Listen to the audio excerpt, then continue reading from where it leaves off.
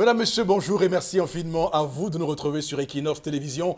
Nous sommes le vendredi 26 avril 2019. On démarre cette émission avec le cœur serré et la peur au ventre parce que ce qui s'est passé au Cameroun hier n'est pas acceptable, c'est inadmissible. Ces vives tensions intercommunautaires à Obala, entre ressortissants du Grand Nord et des autochtones d'Obala hier, c'était grave comme image ce que nous avons reçu de voir des Camerounais en machette voulant en découdre avec des Camerounais. Ce n'est pas acceptable pour le vivre ensemble, la patrie, l'unité nationale et tout ce qu'on peut imaginer comme concorde pour ce pays-là. Et pour ceux qui instrumentalisent la haine tribale, pour ceux qui instrumentalisent, on va le dire comme ça, les dérives tribales, on va dire non ce matin pour dire que le Cameroun est le réaffirmé, est un et indivisible et que tous les Camerounais doivent se sentir partout chez eux, quelle que soit la portion du territoire national, ils doivent se sentir partout chez eux. Pas question de voir des groupes qui s'affrontent comme on l'a vu hier avec, comme on le voit à la clé, de nombreux blessés. On va en parler ce matin pour décortiquer et surtout disséquer ce qu'il y a à savoir sur cette grande question. Eh bien, chaque matin, nous sommes en place. C'est l'équipe du Zénith. D'abord, vous, Monsieur Batchou Chalamel, bonjour et bienvenue. Bonjour, Monsieur Eric Fopoussi-Negou. Bonjour à tous les téléspectateurs. Je suis très inquiet, Monsieur Eric Fopoussi, au vu des dernières informations qui nous parviennent.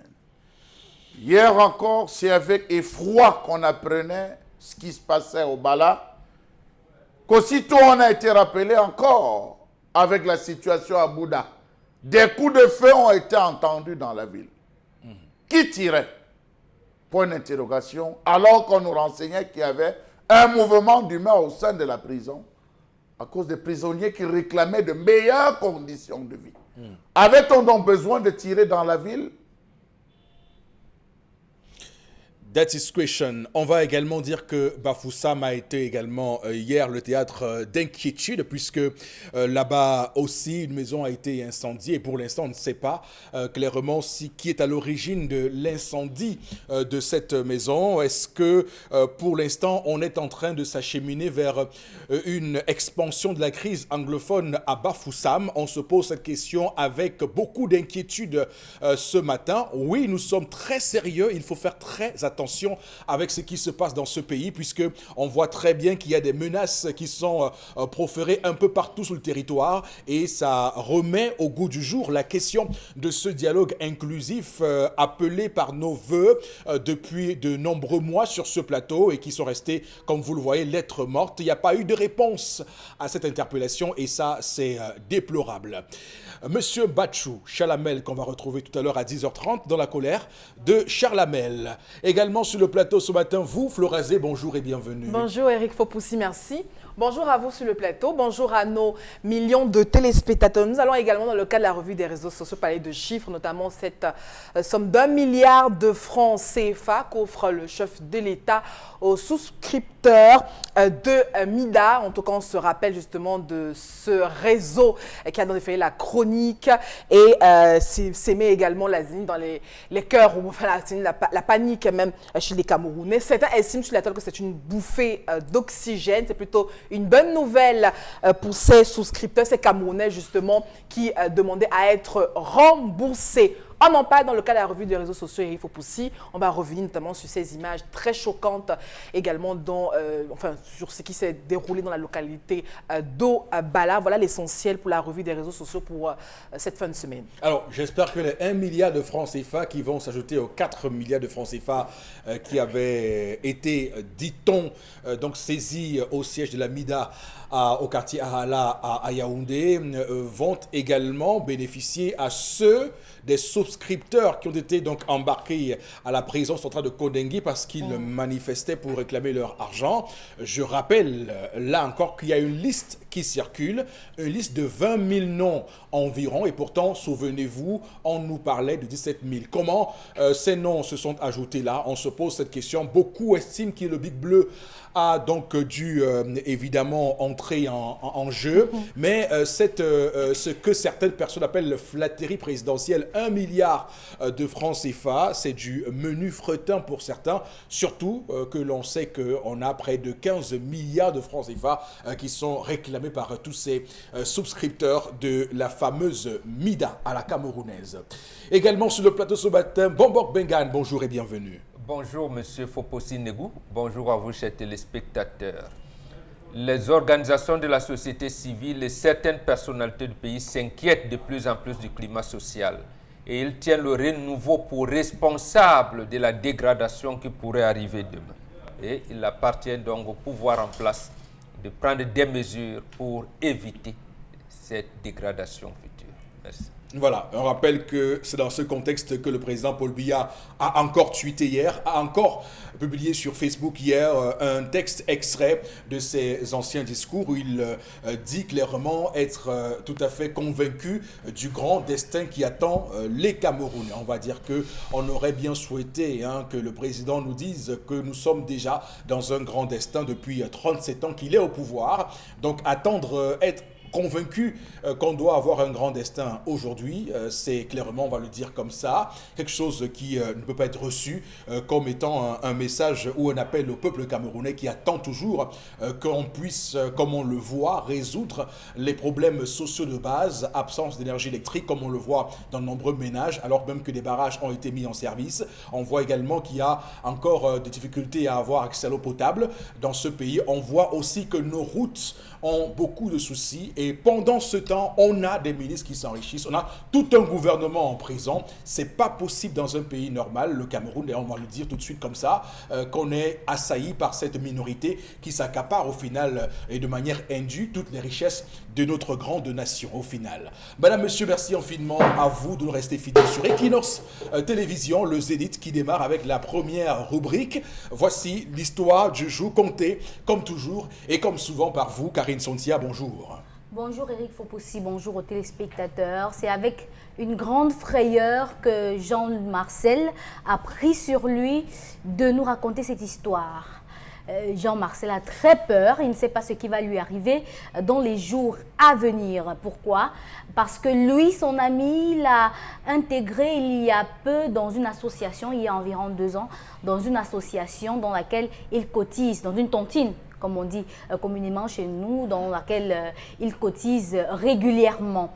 Maintenant, Jean-Marcel a eu un problème d'argent. Il avait besoin d'investir dans un projet qui nécessitait beaucoup d'argent.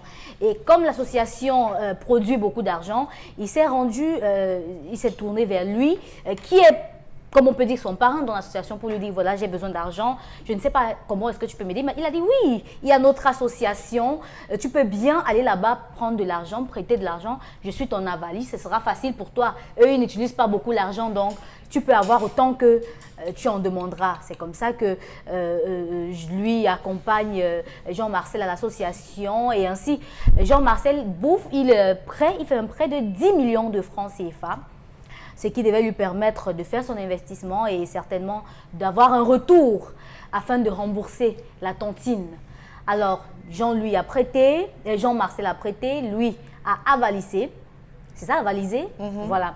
Et juste après, 2 mois, 3 mois, 4 mois après, il se rend compte qu'il a eu assez de bénéfices, donc il peut rembourser la dette. C'est comme ça qu'il rembourse, il décide d'aller à la Réunion rembourser les 10 millions de francs avec les intérêts qui vont avec. Et on lui dit non, ça ne se passe pas comme ça. Non, tu ne peux pas rembourser. Ce n'est pas le moment. Tu ne peux pas rembourser cet argent. Tu vas encore garder. Jean-Marcel est étonné. Il dit, mais c'est une tontine. À chaque fois qu'on bouffe, normalement, on doit rembourser. Pourquoi mon argent, vous dites que vous n'en voulez pas? Qu'est-ce qui se passe? On lui dit non, va avec. On ne prend pas, ça ne se passe pas comme ça, en fait. Et depuis 1 an jusqu'à aujourd'hui, Jean-Marcel n'a pas pu rembourser cet argent.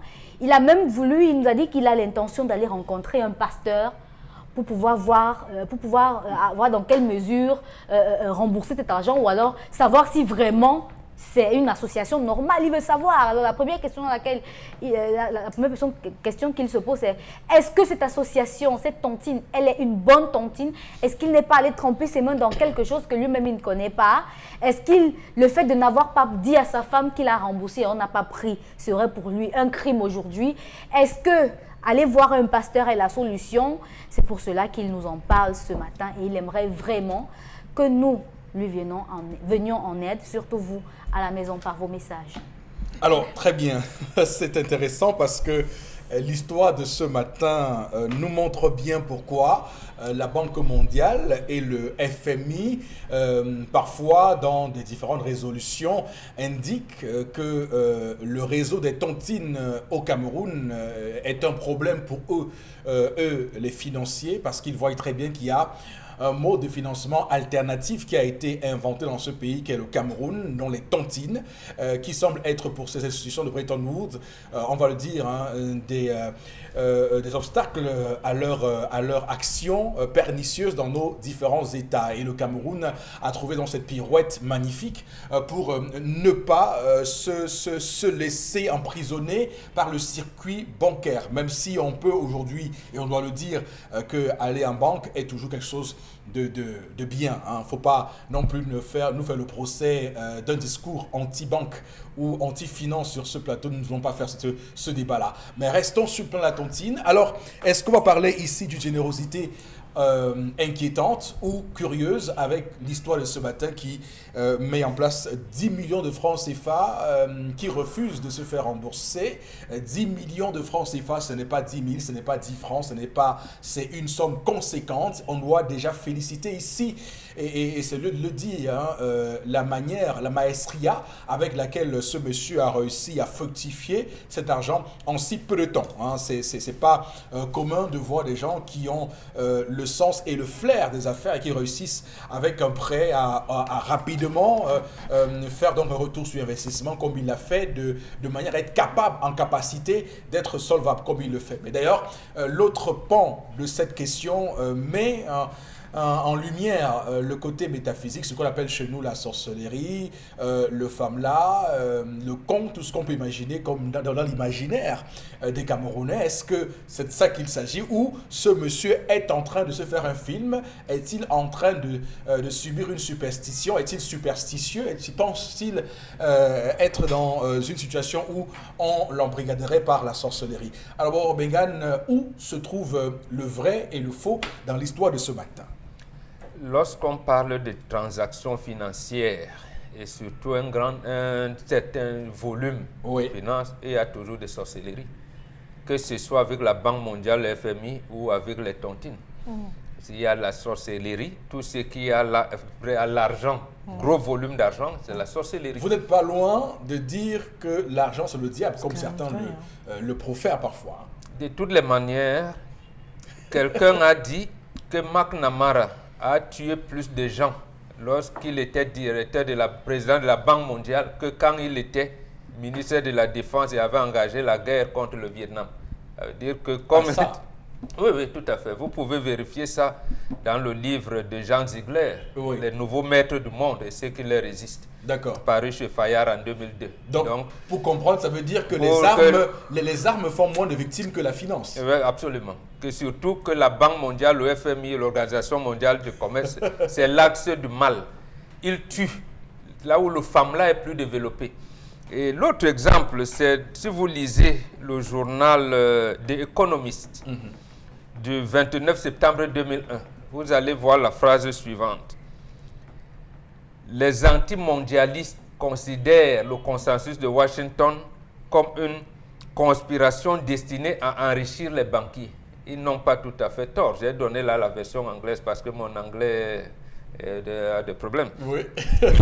donc, voilà. Mais non, c'est pour dire quoi? Effectivement, il y a un problème. Soit le monsieur ne nous dit pas ce qui se passe.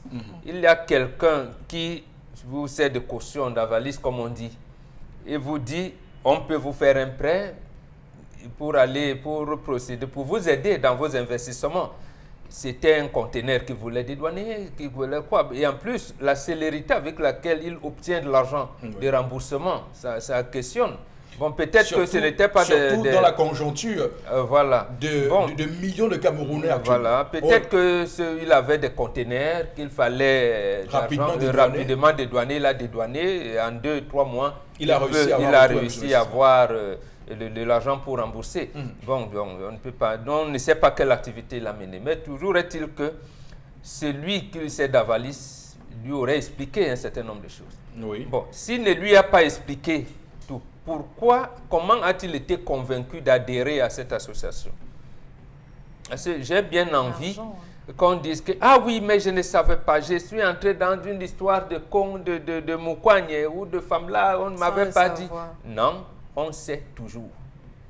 Donc, il ne joue pas au naïf.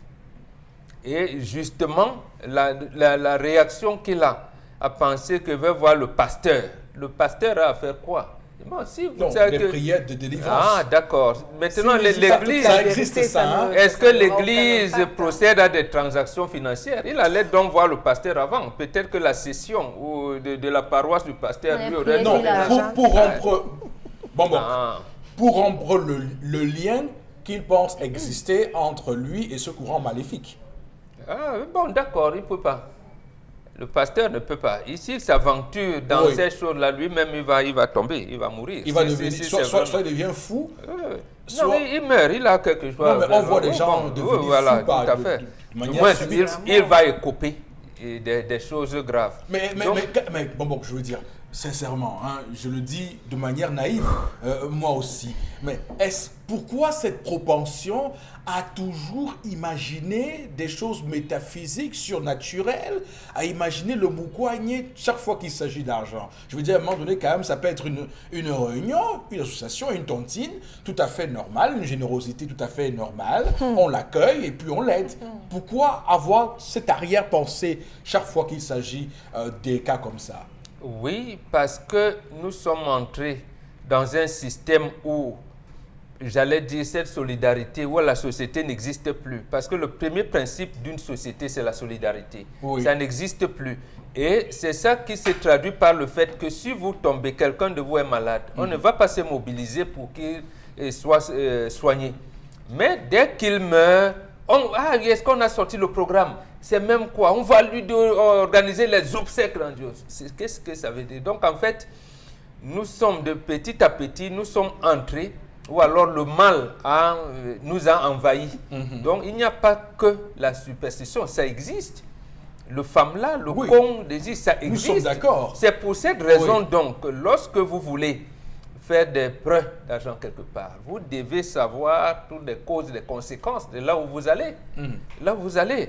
Donc, savoir, il y en a même qui prêtent l'argent avec des gros intérêts. Et quand ils vous donnent 10 millions, ils vont faire des pratiques de telle manière que ces 10 millions-là ne puissent pas être fructifiés. Parce que peut-être votre... même la banque le fait. Hein, vous avez parlé du système bancaire tout à l'heure. Vous laissez votre titre foncier, on va tout faire pour prendre vos titres fonciers. Donc, nous sommes dans un environnement marchand où cette solidarité a foutu le camp. C'est l'axe du mal qui est revenu en surface. Mais c'est... Donc, au départ, il aurait pu prendre toutes les mesures et être assez prudent. Assez prudent, quitte à négocier, si c'était un dédouanement de conteneurs, à voir avec les services des douanes ou quelqu'un d'autre et tout. Mais un an quand même, vous avez l'argent de quelqu'un, vous dire avez remboursé, ça amène à question. Non, mais on lui dit, donc il y a quelque chose. Alors, mais qu'est-ce qu'il doit faire maintenant, Bombo? Qu'est-ce qu'il doit faire? Il doit repartir chez son ami qu'il a amené au sein de l'association. Donner l'argent. Non, lui dire que voilà, mais depuis un an, mais surtout avec un témoin. D'accord. Parce que n'est-il pas allé, parce que quand il reste comme ça, un an quand même, il aurait pu le questionner après 2-3 mois. Un an, ça veut dire qu'il avait commencé l'initiation à quelque chose de pas bien. D'accord. Et il veut retourner. Il veut penser que maintenant, c'est le moment pour moi de rompre. Vous dites qu'il veut jouer au petit malin. Oui, il veut jouer au petit malin. Il est allé un peu. Oui, sinon, on ne lui aurait pas laissé cette importante somme d'argent pendant un an. En tout cas, ça me rappelle l'histoire d'un bonhomme. Il me l'a raconté il y a de cela 2 ans. Il me disait qu'il avait lui aussi été dans un passé tout à fait récent confronté à une situation similaire. Il me disait qu'il était allé dans une réunion. On lui avait proposé là-bas de lui emprunter 12 millions de francs. 12 millions de francs, je pèse mes mots, 12 millions de francs. Et qu'il devait rembourser seulement 10 millions des 12 millions au bout d'un an. Alors, le gars a quand même un cerveau, il a 2 neurones. Il a imaginé, mais qui peut être aussi généreux de vous faire un prêt de 12 millions et de n'exiger in fine que 10 millions des 12 millions et au bout d'un an. Et il estimait quand même que c'était un peu gros pour que ça passe. Donc il était prudent, il a refusé clairement de prendre cet argent. Et je pense qu'il avait fait à son temps, il avait pris la bonne décision. Oui. Mais sauf qu'il y a aussi ça, dans les banques ou les associations, même de quartiers de musulmans ou islamiques, non, ça s'est fait. D'accord. On vous paie de l'argent, pas d'intérêt. Non, mais là, c'est que voilà, on vous prête mais et il vous y a remboursez aussi moins. le fait qu'on peut vous donner de l'argent. Si vous mourrez, on décide qu'on ne prend plus. Non, l'hypothèse de vous prêter l'argent. Oui, j'ai dit, il a pris une bonne décision. De vous emprunter l'argent. Oui. Ça veut dire qu'il était piégé. Et que vous remboursiez moins, c'est... Non, il était piégé parce qu'à ce moment-là, il faudrait qu'on vous précise que non, les 2 millions, moi qui suis le président de l'association, on est des amis. Oui. Voilà, par rapport à l'investissement que vous faites vraiment, ce sera un cadeau pour moi. D'accord. Mais à ce moment-là, il ne va plus, il va pas vous donner 12 millions. Oui. Il va vous faire un prêt de 10 millions, mais lui-même sortira de sa poche 2 millions pour vous dire non, voilà mon soutien. Là, c'est plus cohérent. Voilà, là, ce serait plus cohérent. Mais là, il était piégé. D'accord. Alors, Charles Hamel, c'est clair qu'on est en train d'éplucher les pistes de cette histoire, de voir et démêler le vrai du faux. Mais vous êtes de cet avis, ce monsieur est dans une configuration de moukwagnen, de femme-là.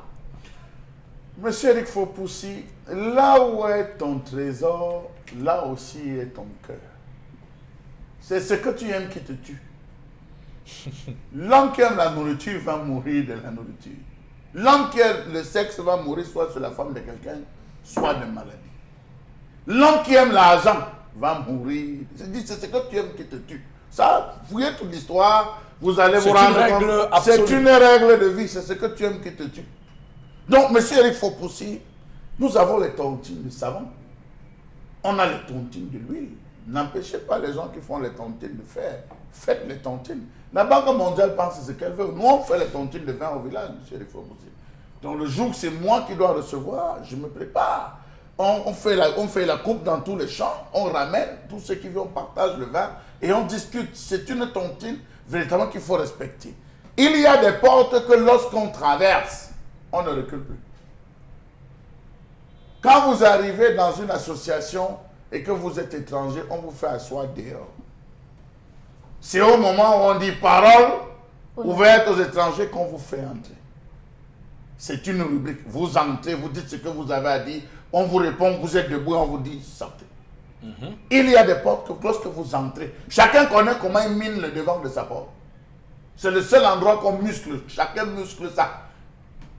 Pour la construction de l'église catholique, on construit l'église catholique, on prend des pièces, qu'on verse sur le fond. Je ne vous apprends pas. Il y a plein de choses. Chacun sait comment il mine. Quelquefois même des reliques. Chacun sait comment il mine. Pour vous qui ne savez pas. Chaque porte est minée. Il a commencé avec son ami M. Eric Fopoussi. Là, il se débrouillait le jour. Parce que celui qui se débrouille le jour s'embrouille la nuit. Et celui qui se débrouille la nuit s'embrouille le jour. Chacun vit dans son monde. Donc, M. Eric Fopoussi, on l'a pris. On l'a amené. La première question lorsqu'on vous amène quelque part, c'est qu'est-ce que j'ai à perdre? Vous ne voyez jamais ce que vous avez à gagner. Qu'est-ce que j'ai à perdre? Même lorsque vous draguez une femme, posez-vous la question de savoir qu'est-ce que j'ai à perdre. Est-ce qu'elle sera possessive, elle va me voir tous les jours? Je vais perdre mon temps. Parce que tu es où? Il faut que tu sois là. Qu'est-ce que j'ai à perdre? Elle aime trop les textos. Et je serai désormais tête baissée. Cherchez toujours à savoir ce que vous avez à perdre, plus que ce que vous avez à gagner. Or, le propre de l'Africain occidentalisé aujourd'hui est plus qu'est-ce que j'ai à gagner? En allant, je vais gagner quoi? Non, elle est bien assise, la fille, elle a un bon travail, elle a un bon boulot. Son père est assis, donc il fonce. Est-ce qu'il cherche à savoir si la fille est la courroie de sorcellerie entre son père et le monde extérieur? Voilà. C'est ça notre monde aujourd'hui. On cherche plus à gagner. Je ne sais pas quelle personne aujourd'hui, comme il se faisait à une certaine époque, qu'on amène les fruits à la maison, je ne sais pas moi, un paquet à la maison, On dépose comme nos parents faisaient, ça fait même une semaine, même 3-4 jours, personne ne touche. Aujourd'hui, aussitôt que c'est entré, aussitôt ça doit être dégusté. Donc, je se pars de là pour faire comprendre qu'on se précipite plus sur les bonnes choses. Donc, M. Eric Fopoussi... Les bonnes choses apparentes, au final. Oui, c'est des bonnes choses apparentes. Voilà donc quelqu'un qui a un ami. C'est sûr que c'est un gars qui passe autant que gars, je t'envie. Hein. Mais monsieur Fopoussi, vous avez des beaux cheveux. Mais monsieur Fopoussi, vous avez une belle voiture. Je vais être comme toi, man. Tu as dit non, gars, tu peux pas, gars, je me bats, c'est des affaires et tout. Commence à te lancer. L'envie. L'envie. Et lorsqu'on sait que vous êtes envieux, ah oui, vous êtes facilement, vous êtes une proie. La preuve que ne dit-on pas des femmes, elles aiment l'odeur du carburant et la climatisation. Vous avez une belle voiture, il y a la bonne clim, vous aurez les femmes que vous voulez. C'est ce qu'on dit, c'est pas moi. Donc, vous voyez que... Ça se vérifie? Je sais pas, je sais pas, je lance. Je lance. On se pose la question. La même chose que les femmes disent que c'est quand les voitures ne dépendent pas, donc on s'en fiche. Voilà. Donc, je prends tous ces exemples pour qu'on puisse comprendre que la société a aujourd'hui changé. Voilà, il dit, ok, je vais t'amener. Viens, je vais t'amener avec ceux avec qui je siège. Tu as souvent entendu parler de telle société là, quoi. Le voilà, salut-le, c'est mon frère. Attends, tu as entendu parler de telle personne qui est le voilà. Voilà comment il se retrouve dans un monde. Et dit, ah, merci, moi aussi, je connais X. J'ai le téléphone de Y. C'est ce qu'on veut aujourd'hui dans la société. Non, je peux appeler tel à tout moment. Tel, c'est ma personne, tel, c'est mon ami. Voilà, il change. Je change. Mes anciens amis, je les vis. J'ai de nouveaux amis. Maintenant, j'ai un problème, je fais des affaires. Et mes petites affaires, pour être aussi comme toi, j'ai besoin d'argent. Tu m'amènes dans une bonne tontine, c'est vrai. Non, ne t'inquiète pas, on va t'aider. Jusque-là, je suis bête parce que je suis encore arrivé à l'envie d'avoir moi aussi des grosses voitures, à l'envie d'avoir un duplex ou un triduplex, je ne sais pas moi, un quadruplex. Je rentre et on me donne de l'argent.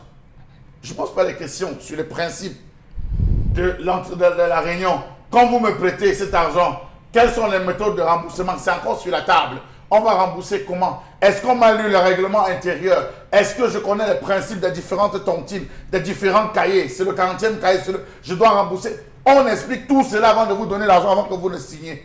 Ah non, puisqu'il m'a avalisé, j'ai besoin d'argent, je suis envieux, je récupère cet argent et je sors de la salle. Je suis content, je vais faire mes affaires. Il y a des sommes d'argent qu'on vous donne. C'est des argents prêts à vous faire réussir. Il faut le savoir. Exprès. On vous donne cet argent, ça vous fait réussir. Ça aura un impact sur toute personne avec qui vous allez gérer. Ça vous fait réussir, vraiment.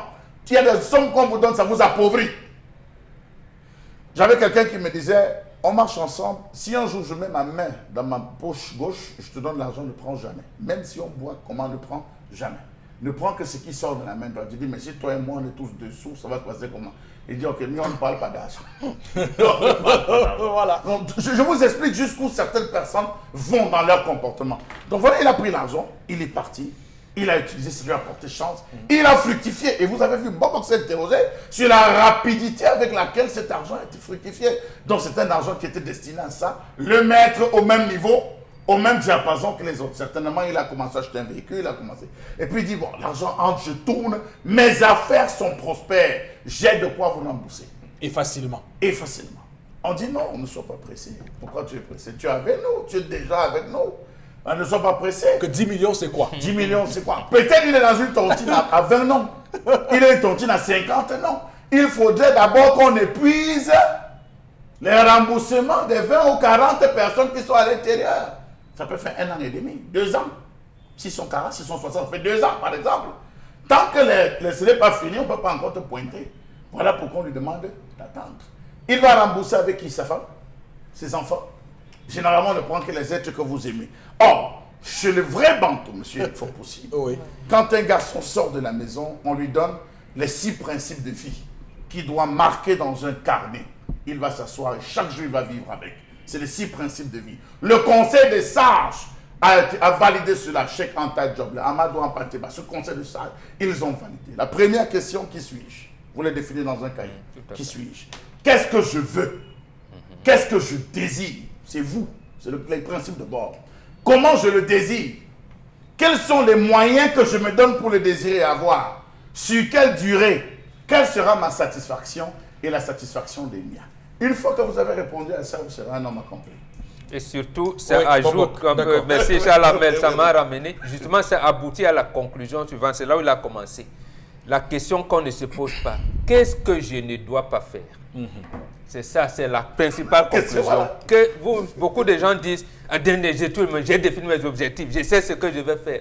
Mais qu'est-ce qu'il ne faut pas faire? C'est cette question qu'on veut justement aboutir à ça. D'accord. Merci beaucoup. Ok. Alors, Florazé, vous avez également la parole pour nous donner votre propos sur l'histoire de ce matin. Qui est très triste, pour ma part, parce qu'on a affaire aussi à un chef de famille, à un époux, à un père d'enfant. Vous savez, qu'on soit occidentalisé ou bantou, nous sommes des êtres humains. Non. Et les êtres humains... Je te parle. Et les êtres humains sont orgueilleux et gourmands. On a affaire à un homme qui est... On n'est pas gourmand. Non, on a affaire à un homme qui est beaucoup trop gourmand. Et justement, qui s'est fait pour ami de conseiller fâcheux. Quand Bobo parlait, j'ai tout de suite eu l'histoire de Job, qui souffrait dans sa chair, a eu ses amis qui sont venus vraiment maudire ton Dieu, hein, détourne-toi de lui, il meurt, etc. Il n'a pas rencontré cet ami maintenant, aujourd'hui. C'est une amitié qui s'est tissée depuis pas mal d'années. Messieurs, consultez vos femmes. Consultez vos femmes, parce qu'on a affaire à un homme qui a peut-être ses affaires. Il a constaté que les affaires ne fonctionnaient plus bien. Et puis, il s'est rappelé de son ami qui lui disait toujours que, gars, le jour où tu as un problème, ne m'oublie pas. Moi, j'ai une petite issue qui va te permettre, j'entends souvent les gens dire, de conserver ton argent. Comme tu commences à faire des affaires là, tu touches déjà le million et tout. On a des astuces là pour conserver l'argent gardé. J'entends souvent ça dans certaines conversations. Quand tu as un poste ou un emploi un peu, on te dit, hein, comme tu es déjà à ce niveau-là, pour conserver ta place, il faut faire ci, il faut faire ça. Les gens aujourd'hui n'ont pas la crainte de Dieu. Parce que si cet homme avait un minimum de spiritualité, une certaine élévation, il aura un discernement. Et je suis d'accord avec moi quand il dit que les gens qui disent aujourd'hui que oh, vraiment, je me suis retrouvée dans le Moukouan ou bien dans une tontine bizarre, je ne savais pas. J'ai vu Parole de femme dernièrement où justement une dame qui disait elle voulait ouvrir un bar, elle avait besoin de 500 000. Elle s'est rappelée justement de sa copine qui lui avait dit vraiment le jour où tu veux ouvrir ton bar, viens. Elle est allée. Et justement, elle s'est confrontée à la même situation que le monsieur. Et elle dit, elle ne savait pas, etc. Et tout. Donc il a fallu, elle a raconté son histoire, je n'étais pas la seule à écouter cette histoire. Il fallait qu'on travaille sur elle, etc. Et aujourd'hui, paraît-il, elle a été délivrée. Alors cet homme qui s'est engagé sur une voie pernicieuse tout seul, parce que justement, il était en quête de pouvoir, d'argent, conservation d'argent, etc. Et tout. Et dans cette quête, il est tout seul. Pourtant, il a une femme. Il a une femme. Si à un moment donné, il avait demandé, il avait consulté sa femme, monsieur Fopoussinego, moi je m'accroche dessus. Ayons la crainte de Dieu. Ayons, quelle que soit votre spiritualité, qui va vous permettre de discerner un certain nombre de choses. Et beaucoup plus quand on est dans les foyers, arrêtons c'est-à-dire de sacrifier nos familles. Et c'est justement l'histoire que Karine nous a contée ici hier. Un monsieur qui est dans une congrégation par intérêt, parce qu'il cherche l'emploi et tout, il ne s'occupe pas de sa famille. Il sait parce que l'impact que son gain, sa quête pour le pouvoir, l'argent, aura sur ses enfants, sur sa famille. Voyez aujourd'hui, un an, il est là, il ne dit rien à sa femme, et aujourd'hui, il va aller prier chez un pasteur. La vérité, c'est que ce monsieur, comme on l'a dit, soit il va mourir, soit il va donner sa femme ou les enfants, etc. Et tout. Et les femmes aujourd'hui sont confrontées à ce type d'histoire. Monsieur va entrer dans une histoire bizarre, il revient l'année et te dit, chérie, comme tu as l'argent qu'on va commencer à dépenser, tout, sache que je suis dans madame, il doit le faire accomplir. Et vous ne voulez pas que je dise que quand tu es devant ce genre de situation, il faut partir. Vous partez parce que je vais dire, vous préservez votre vie et celle de vos enfants. Alors, un matin, j'entends le monsieur, l'enfant a eu un mal de tête, il a succombé. Un matin, vous entendez, madame a eu un mal de ventre, elle a succombé, on commence à chercher le midi à 14 et tout, et pourtant, il y a un responsable qui est là, qui est calme, qui ne dit rien. Non, vraiment, à ce monsieur, d'être face à ses responsabilités et puis de ne récolter que ce qu'il a semé. D'accord, c'est tout. Ok, alors Karine. Non, mais c'est trop tard, parce que quand il a commencé, il n'est jamais allé voir le pasteur. Allez-y, on vous écoute. Par rapport à cette histoire, Puisqu'on soulève le côté de la femme, je me dis aussi qu'il faut être un peu plus élevé d'esprit quand on est la femme de quelqu'un. Ça veut dire que tu es une femme, pendant 1 an, ton mari a un souci pareil, tu ne t'es même pas rendu compte de son souci, tu ne t'es même pas rendu compte qu'il a une pression, qu'il a un problème, qu'il réfléchit beaucoup, qu'il est parfois triste, qu'il suçote. Flora, je vais continuer parce que par rapport à ce que nous vivons, on a toutes nos mamans.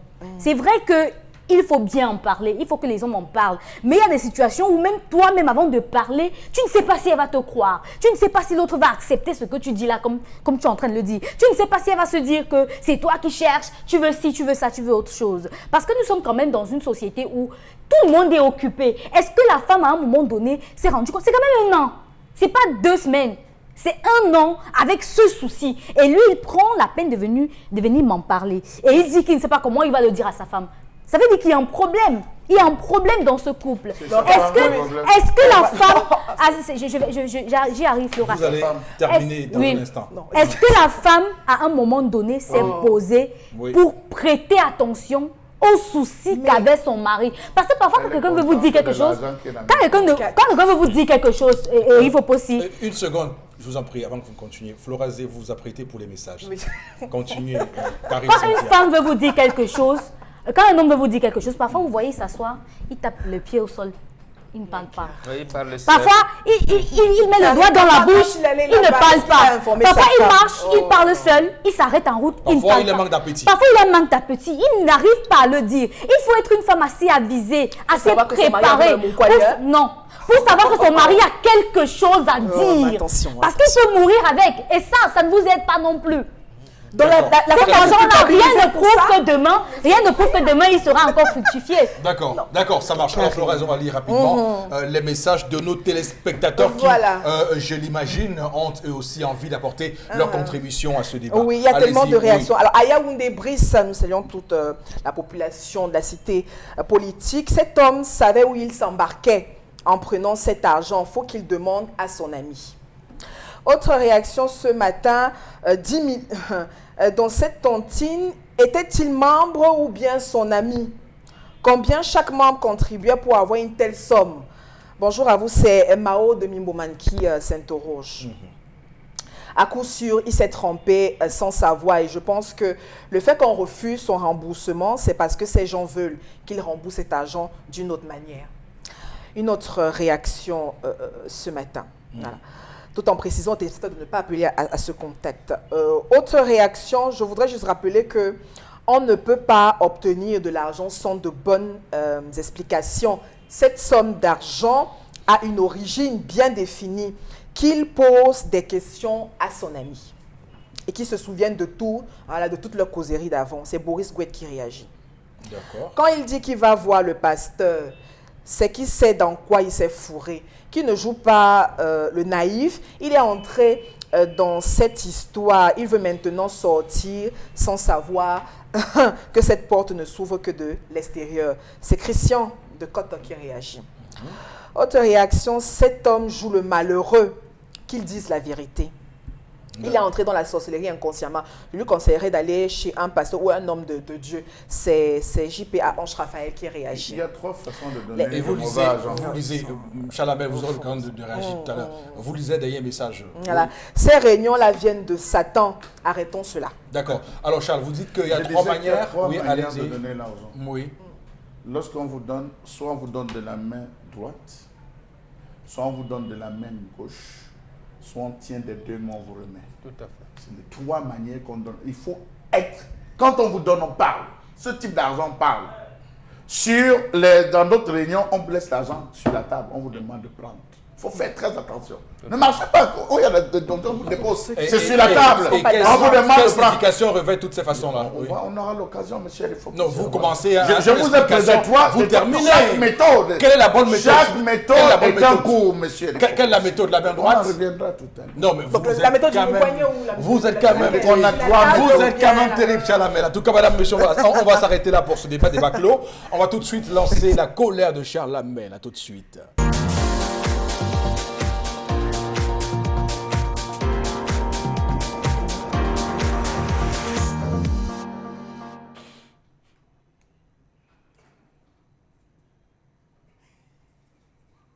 Je m'interroge ce jour sur la question du plateau technique dans les hôpitaux camerounais. À quoi nous servent les hôpitaux de ce pays s'ils ne posent ou ils ne disposent pas du minimum requis? Le constat est clair, 70% des équipements des plateaux techniques ou du plateau technique médical est en panne au Cameroun, avec 75% des parts de marché des réactifs et des dispositifs médicaux qui sont entre les mains des non-professionnels. Les copains, les copines, les amis, prennent le marché, les réactifs, viennent nous donner. À quoi vont servir les 800 millions de francs CFA mis à disposition par le ministre de la Santé? Action qui, faut-il le préciser, s'inscrit dans le plan de mise en œuvre de la couverture santé universelle au Cameroun. Vraiment. D'ailleurs, dites-moi à quoi aura servi les 560 millions de francs CFA qui avaient été mobilisés pour la réhabilitation des plateaux techniques de plusieurs hôpitaux publics. Ça, nous étions en 2015. Cet argent a eu à servir à quoi? À quoi vont servir les 800 millions de francs CFA lorsqu'on sait qu'il faut à peu près 3 milliards de francs CFA pour essayer d'approcher une qualité en termes d'équipement? 3 milliards de francs CFA. Dites-moi, avec 800 millions, qu'est-ce qu'on peut faire? Le Cameroun compte 189 hôpitaux de district de 4e catégorie, 234 centres médicaux d'arrondissement de 5e catégorie, 1981 centres de santé intégrés de 6e catégorie. Prenez vos 800 millions, divisez. Un hôpital aura combien? Un centre médical d'arrondissement aura combien? Vous vous rendez compte que cette somme est purement dérisoire. Essayez de calculer et dites-moi si cette opération qui concerne les hôpitaux de district, centres médicaux d'arrondissement et centres de santé intégrés atteindra sa cible. Non et non, même si c'est en matériel. Savez-vous qu'à l'heure actuelle, on nous a vendu le vent? Nos hôpitaux sont très vieux et caducs, ne disposant malheureusement pas d'un plateau technique satisfaisant.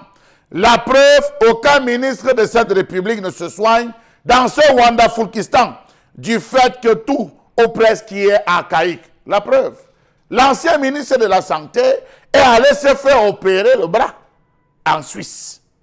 Bravo. Le président de la République et ses ministres ne font pas les réformes nécessaires parce qu'ils vont se soigner en Europe. Ils ont l'argent que 22 millions de pauvres Camerounais n'ont pas. Mieux, la qualité du plateau technique de l'hôpital de Deido s'est vérifiée le 29 mars 2019 à l'occasion de ce qu'il faudrait appeler le scandale autour de la mort du jeune Tchanou Ousmane Blériot. Que dire de l'hôpital des Zeka, qui reste à ce jour un mouroir révélateur de l'état des hôpitaux camerounais? Après 3 ans, cet hôpital n'a toujours pas une ambulance équipée, ni échographe, n'a plusieurs sondes, ni défibrillateurs, encore moins électrocardiogramme. Les équipements appelés à tort plateaux techniques sont vétustes, délabrés, désuètes et vieillis. Manque de lits, d'appareils performants, de technologies innovantes et modernes. Pourtant, on nous parle tous les jours d'hôpitaux de référence. Mais de quelle référence s'agit-il donc si pour le moindre petit AVC, il faut procéder à une évacuation sanitaire? Autre chose, on parle de plateaux techniques alors que l'aménagement même des espaces routiers ne prévoit aucune bande d'urgence. Vous avez une situation, vous faites un AVC chez vous, rond-point Mahéture. Le premier hôpital doit vous amener, c'est la Quintini. Vous traversez comment pour arriver? Avec les embouteillages à chaque coin. Bien plus, les produits pharmaceutiques ne sont pas viables. Beaucoup sont illicites et parfois périmés, mais sont quand même en vente dans tous les coins et recoins. N'ayons pas peur de dire que les plateaux techniques de nos hôpitaux sont obsolètes, si obsolètes que le système sanitaire, lui, est non opérationnel et non performant. Alors, 800 millions, ça servira à quoi lorsque un seul petit hôpital, requis le dernier en Tunisie, n'a besoin que de 3 milliards pour avoir ou essayer d'approcher ce qu'on appelle plateau convenable, plateau technique médical convenable. Arrêtons de nous moquer des Camerounais. Nous sommes encore à l'époque de l'indigénat. Voilà la question du plateau technique dans ce pays. Ça fait des années qu'on en parle et on n'en sort toujours pas. Et dans ce tourbillon, on nous avance ce chiffre dérisoire de 800 millions de francs CFA pour refaire ce plateau technique ou pour améliorer ces différents plateaux techniques.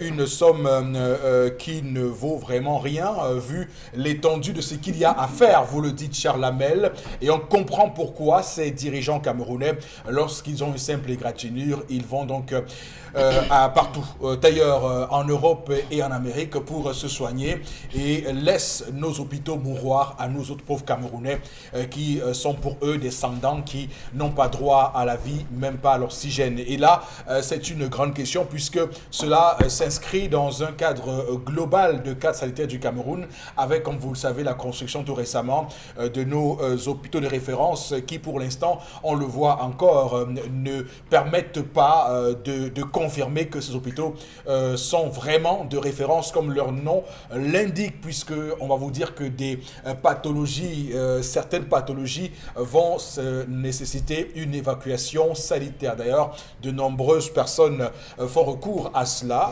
pour évidemment se soigner. On voit aussi tout récemment avec le Mercy Ship un bateau qui a dû accoster aux côtes de Douala pour prendre en compte de nombreuses pathologies. Et là encore, on voyait notre dépendance à l'étranger sur cette question-là. On voit également des avions médicalisés qui parfois atterrissent au tarmac de nos aéroports pour venir prendre en charge certaines personnes au Cameroun. Donc tous ces faits mis ensemble montrent l'étendue de la tâche. Bon, Bengan, quel est votre commentaire de la question de ce matin? Je pense que si on se met à faire comparaison, on va penser, il y en a qui vont changer de nationalité. Hein. Voilà. J'aurais cité un hôpital marocain qui emploie lui seul 250 médecins. Oui. Donc, quand un hôpital emploie 250 médecins, qui sont bien payés, et vous pouvez imaginer le nombre d'infirmiers. Avec combien de lits? Voilà. Beaucoup de lits, voilà. on l'imagine. Tout à fait. Non, voilà. Dans notre pays, il y a, j'allais dire, tout a été dégradé vers la fin des années 80, avec notre entrée au Fonds monétaire international.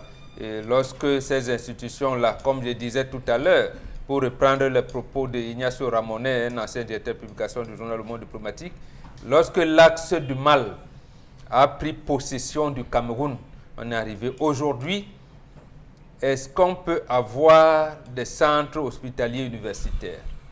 Le fameux CHU de Yaoundé, il y a plein de reportages qui ont été faits et rien ne ressemble plus à rien du tout, surtout pas à un hôpital dit de référence. Pourquoi? Parce qu'on est arrivé à une situation où la délivrance des agréments des centres de santé était encadrée par le ministère de l'Agriculture. Vous vous rendez compte que dans un pays, c'est le ministre en charge de l'Agriculture qui signe les agréments de GIC Santé. Là, comme dit Jean-Marc, là, on avait vraiment pénétré en brousse.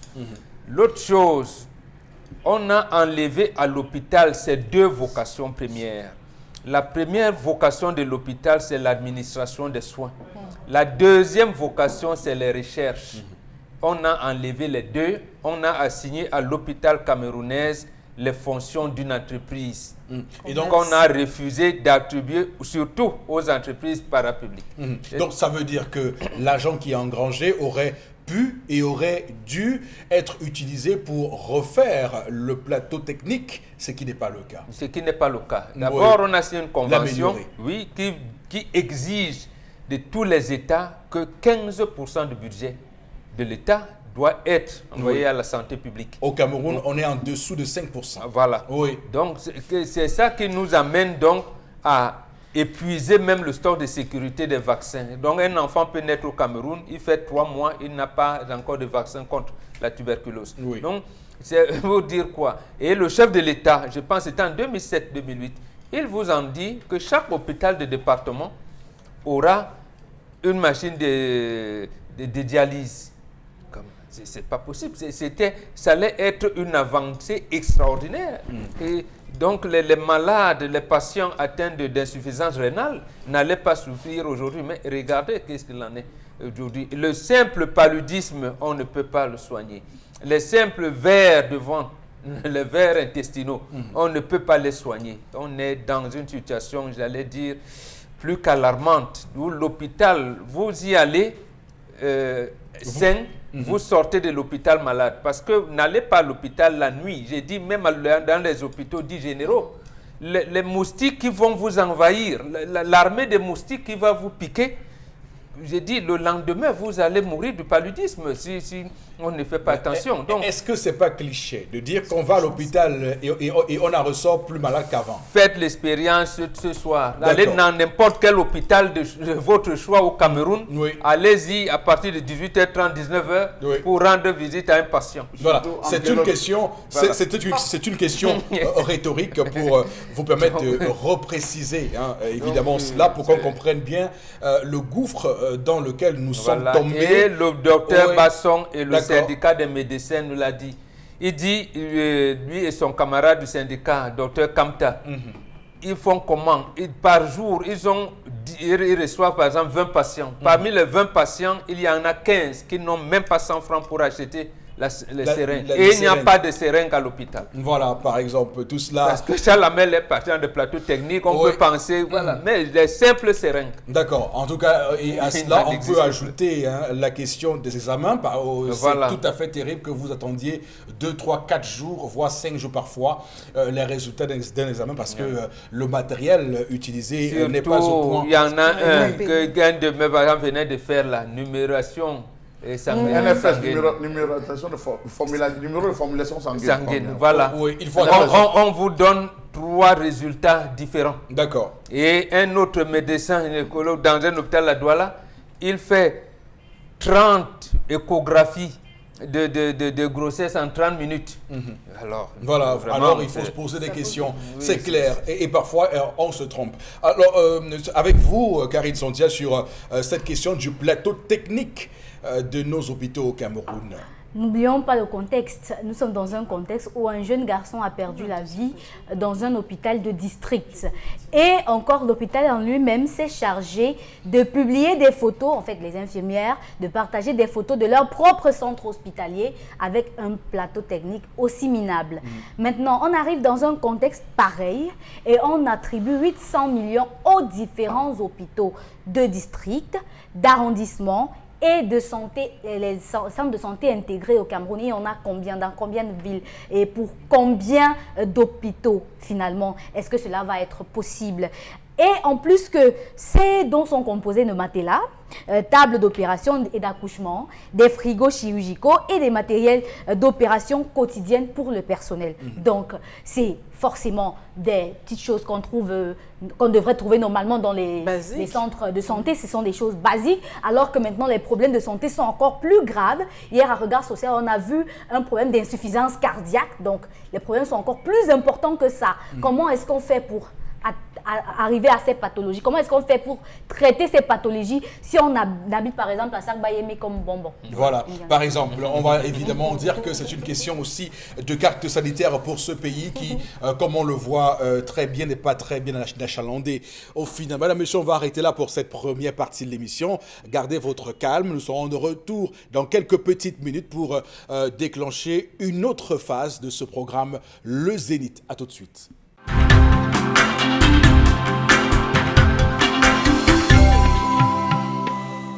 D'accès à une eau de qualité.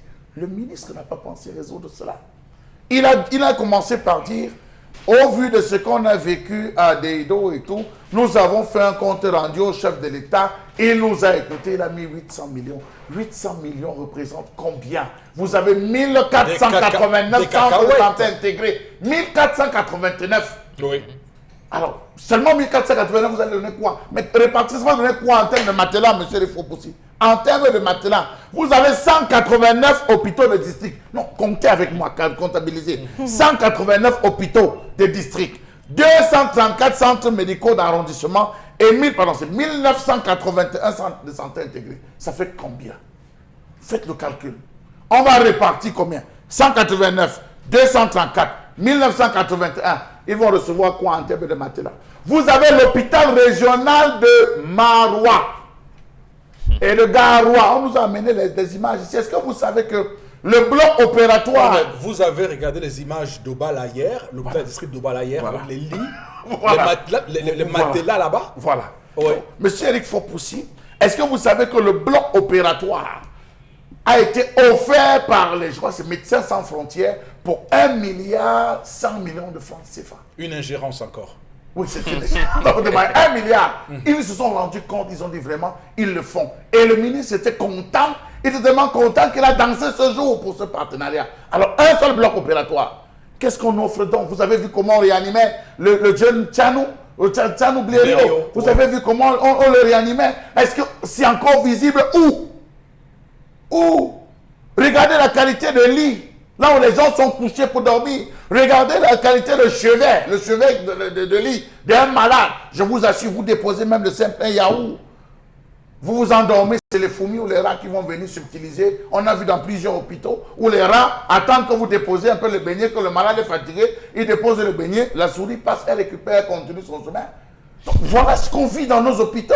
Oui. Alors, il fallait que le ministre nous dise, ok, on s'est rendu compte, on va aménager les toilettes. Car les différents hôpitaux, on va aménager les toilettes. On va se rassurer que l'eau coule de bonne manière efficiente. On va faire des forages. Oui, on va se battre pour vous donner une électricité avec des groupes électrogènes. Parce qu'on a vu des femmes rendre l'âme. On a vu des malades rendre l'âme dans les hôpitaux. En pleine opération, parce qu'on a coupé la lumière, monsieur Eric Fopoussi. Il n'y avait pas de torche, il n'y avait pas de téléphone portable pour éclairer. Et le malade avait le ventre ouvert. Ça, il faut qu'on décrit ça. Il faut qu'on le sache. Je ne sais pas à quoi nous servent ces députés. Ces députés devraient au moins mettre sur pied une loi qui devait empêcher ces individus d'aller se soigner hors du Cameroun, monsieur Eric Fopoussi. Tout le monde devait se soigner ici au Cameroun. On nous a dit les hôpitaux de référence. Vous avez vu ce que le Niger a fait? Voilà ce qu'on appelle un hôpital.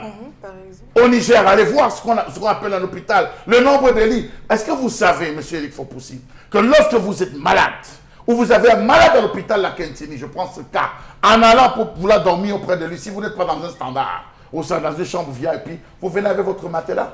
Passez là-bas la nuit, vous allez voir les gens qui sont couchés avec leur matelas au rez-de-chaussée, à l'entrée des différents pavillons, qui sont couchés au niveau des urgences, sur les matelas venus de la maison, avec leur literie.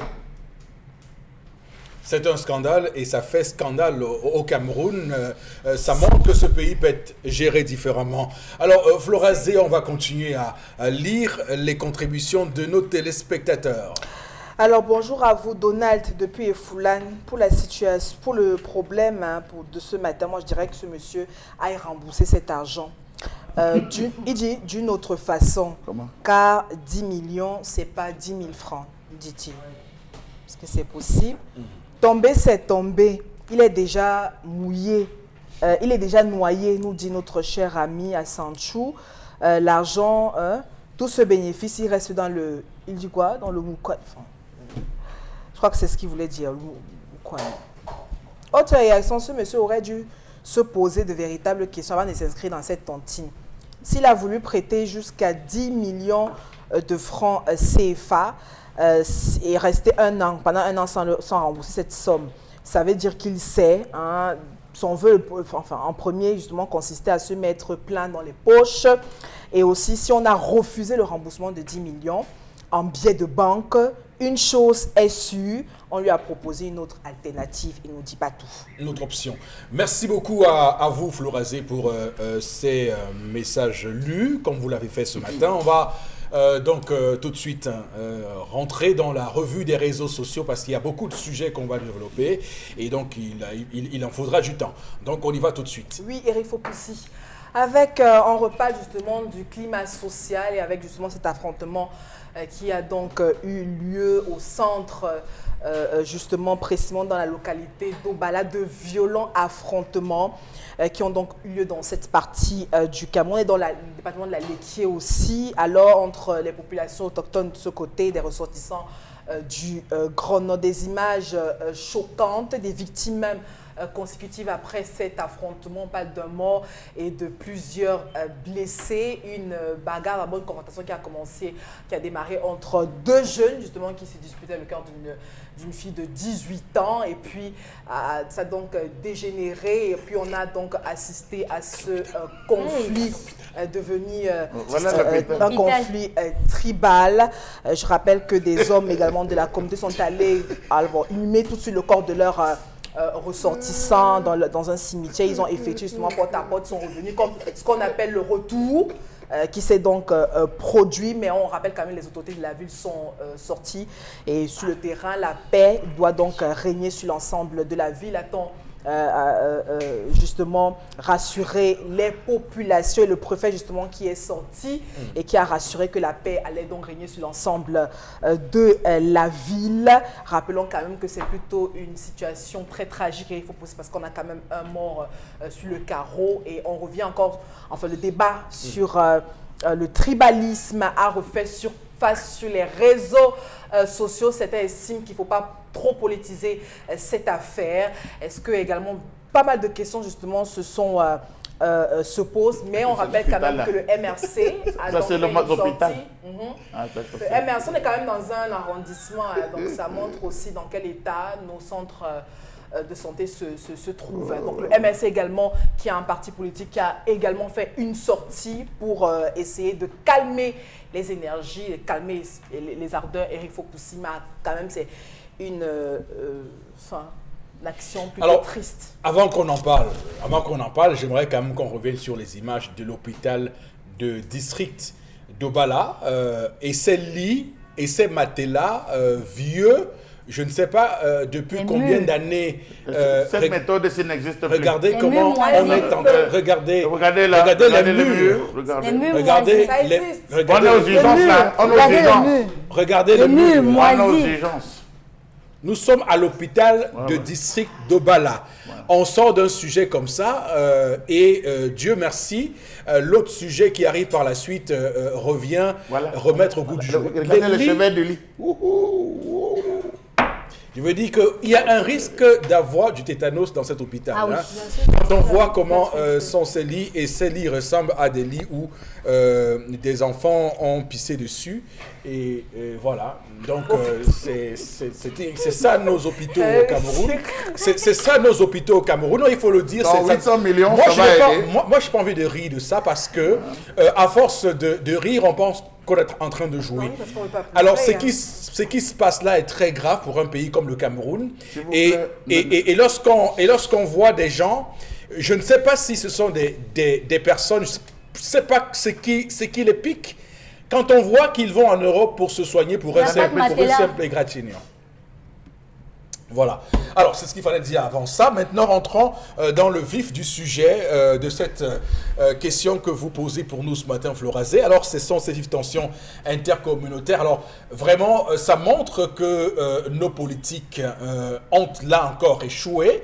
Nos dirigeants, je vais être plus précis avec mon propos. Pour dire quoi? Pour dire que tout part de deux élèves, deux jeunes garçons, deux gamins, permettez-moi d'utiliser le terme gamin, qui draguent, entre guillemets, permettez-moi d'être trivial, une fille. Elle a 18 ans, dit-on. Et donc, la fille a plus d'envie, a plus de cœur, elle préfère l'un des garçons. Et l'autre garçon n'est pas content de cela et vient faire la peau à celui-là. Alors, pour être précis, hein, il faut, je refuse qu'on utilise les termes Aoussa ou les termes Eton pour ne pas exagérer. Mais je vais utiliser le terme ressortissant du Grand Nord et le terme autochtone pour qu'on se comprenne très bien.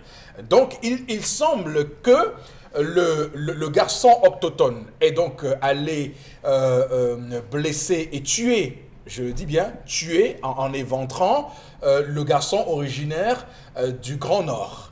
Et donc, le lendemain, les originaires du Grand Nord sont venus pour gérer le retour, comme on dit trivialement, donc pour venir se venger. Une vendetta urbaine, c'est ce qu'on a vécu hier à Obala. Pour qu'on se comprenne très bien, ça part d'une jeune fille courtisée par les deux garçons, convoitée par les deux garçons originaires de ces deux communautés. Et donc, l'un n'a pas été content que la fille préfère l'autre et donc a subi des bastonnades et l'autre est revenu en représailles pour le tuer. Je rappelle que le fils qui a tué le ressortissant du Grand Nord est le fils d'un certain nommé Falcao. On l'appelle comme ça à Obala. Et ce Falcao-là est un homme d'affaires, est un opérateur économique dans cette ville. Il est également président de sous-section RDPC à Obala. Alors, il faut le dire, il ne faut pas le cacher.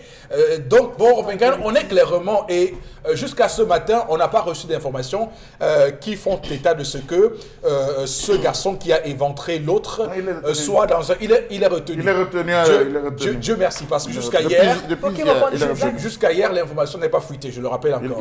Alors, Boro Bengan, c'est la résultante de quoi, ce qui se passe là, ce qui s'est passé à Obala? C'est la résultante de l'abandon de la population par les pouvoirs publics. On a voulu, faire la promotion du banditisme. J'ai dit bien que le gouvernement semble faire la promotion du banditisme. Vous ne pouvez pas vous promener dans les rues de Douala un dimanche à 9h, 10h. Vous ne pouvez pas. Et les autorités administratives le savent. L'autre problème, c'est l'instrumentalisation du communautarisme. Depuis 1966, dans ce pays, il y a eu une expression qui est venue, vous l'avez trouvée, et je suis convaincu que vous ne savez pas quel est son contenu, le thème de la construction de l'unité nationale. Que veut dire unité nationale? Ça n'a pas de contenu. On sait qu'il y a des familles par le phénomène de migration, les gens s'installent ou bien occupent nos villes, ou surtout là où il y a des petites activités économiques, ils occupent des villes par communauté. Maintenant, les communautés entre elles vivent normalement, puisqu'en fait, c'est des communautés dites autochtones qui accueillent les autres, ils les donnent des habitats et ils vivent ensemble. Le problème, c'est qu'on a tribalisé, on a pris ce communautarisme-là pour l'injecter sans encadrement dans le champ politique. Et même en 1996, lorsqu'on vous dit des termes protection des minorités et des populations autochtones, qu'est-ce que cela veut dire? Rien du tout. Vous allez dans la loi et dans le code électoral.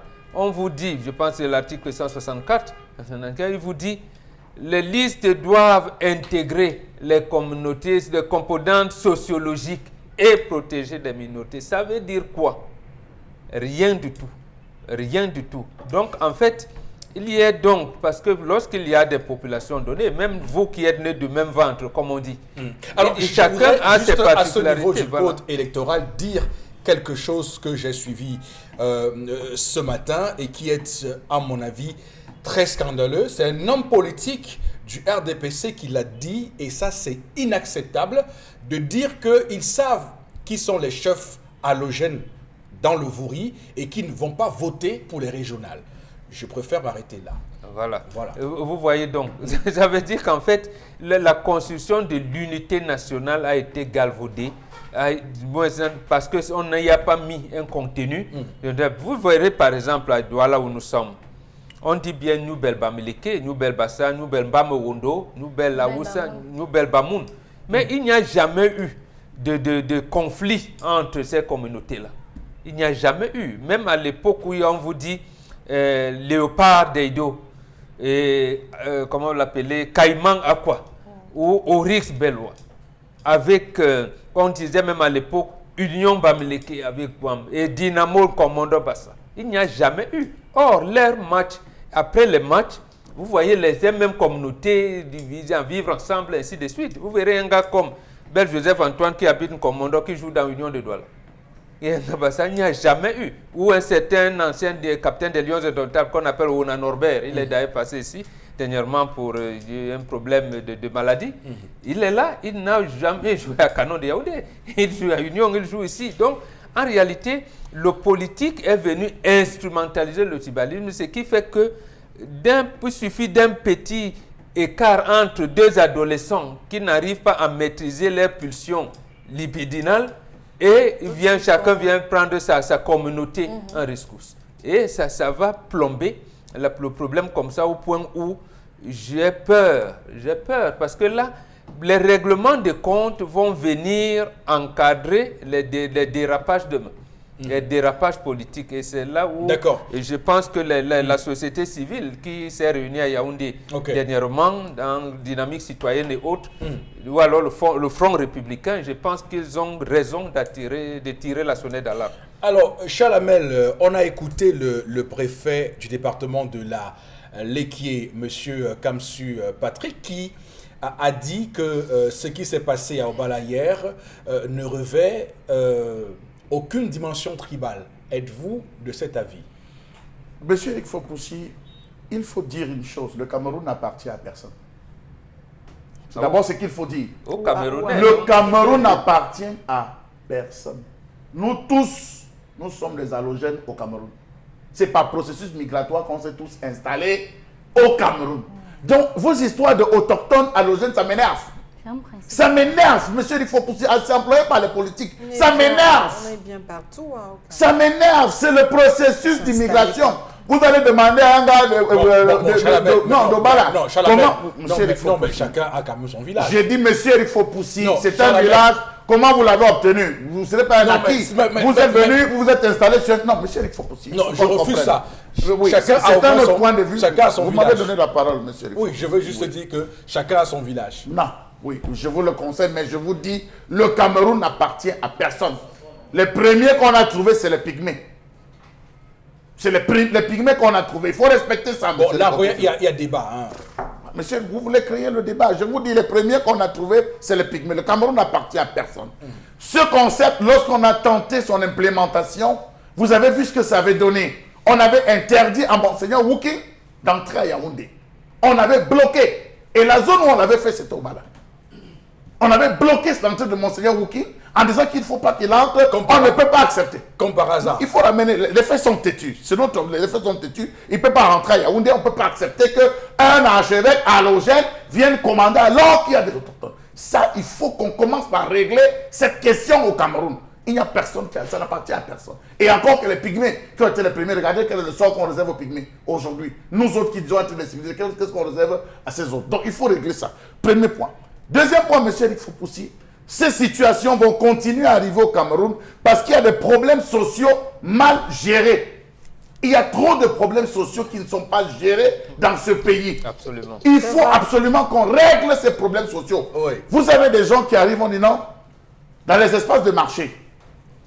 Vous allez entendre des gens qui disent, nous ici, nous les autochtones qui habitons dans tel, nous n'avons même pas de place dans les marchés. C'est les gens qui arrivent d'ailleurs qui viennent prendre le marché. Vous passez dessus.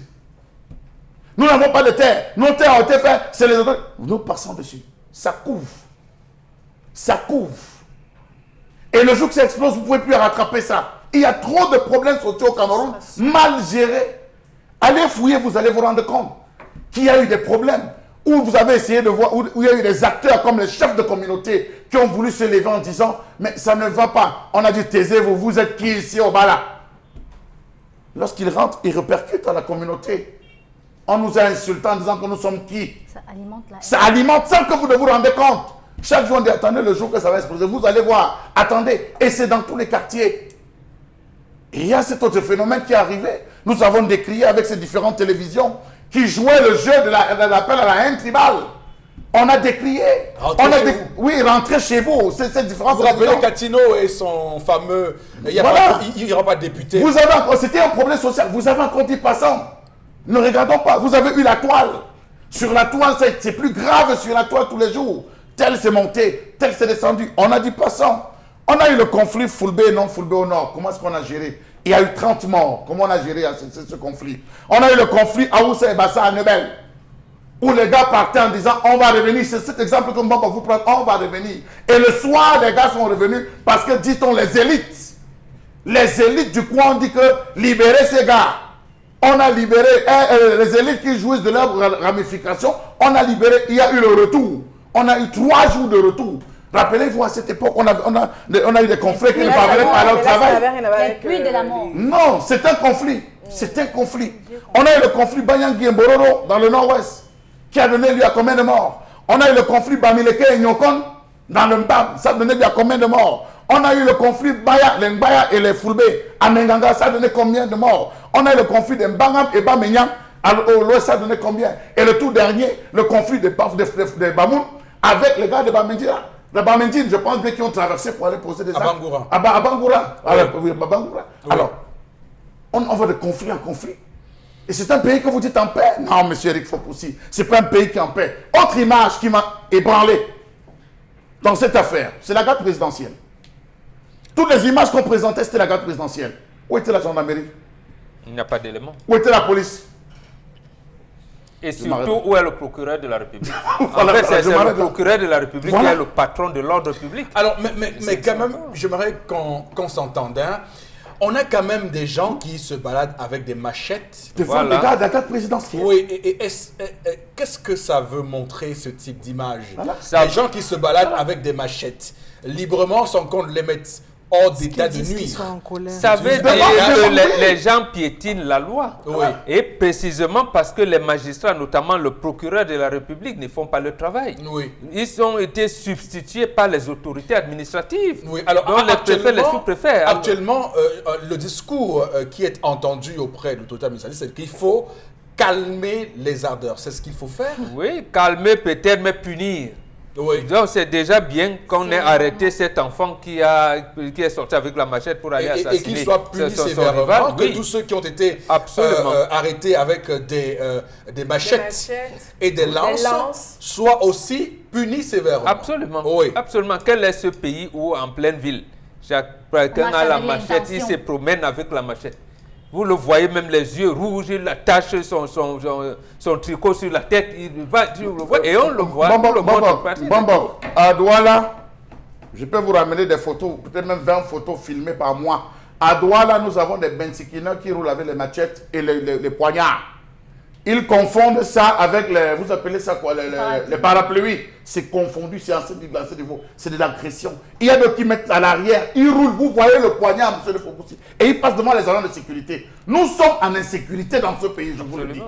D'accord, ben écoutez, hein, on va rester quand même tout à fait propre sur cette question parce que au final, la question que les Camerounais vont se poser, c'est que on n'est pas là en train de faire quand même le procès de communauté contre communauté au final dans ce pays. C'est ce qu'on va retenir comme image qu'au Cameroun, il y a des communautés qui se bagarrent entre elles. On a laissé prospérer le banditisme, le brigandage, on l'a laissé prospérer.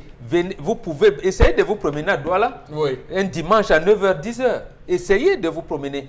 Mais bon, est-ce que vous pensez que les forces de maintien de l'ordre ne connaissent pas ça? Cette posture, parce que on a le sentiment que la question tribale est une question tabou au Cameroun. D'ailleurs, quand on voit, quand on écoute les propos du préfet, on a le sentiment qu'il y a du déni. Est-ce qu'au final, il n'est pas question aussi pour ce pays qu'on s'asseye et qu'on parle librement de cette question tribale? Je rappelle que ce matin, j'ai reçu à la radio le chef de groupement autochtone d'Obala. Il a prononcé des propos qui jusqu'ici sont d'un scandale inouï. Il a clairement dit que les Haoussa sont des gens hypocrites. Vous voyez ce type de préjugés que nous avons entre nous, les communautés. On va vous dire que les Bamileke sont hypocrites. On vous dit que tel peuple est ceci. Est-ce que justement, il n'est pas temps pour nous de nous asseoir et de faire un débat ouvert sur ces questions de préjugés? C'est un débat national. Et je pense que l'un des intellectuels, des brillants, il est décédé, Moukoko plus au paix à son âme, il a commis un livre en 89 chez l'Harmattan, Tribalisme et problème national au cas du Cameroun. Il a relevé ça, un certain nombre de choses. Mais on veut cacher. Même au moment où, avec cet esprit, ou alors cet élan de la construction de l'unité nationale, on est venu avec l'équilibre régional. À un moment donné, on dit au pouvoir en place, non, ça ne tient plus. Il faut un débat national.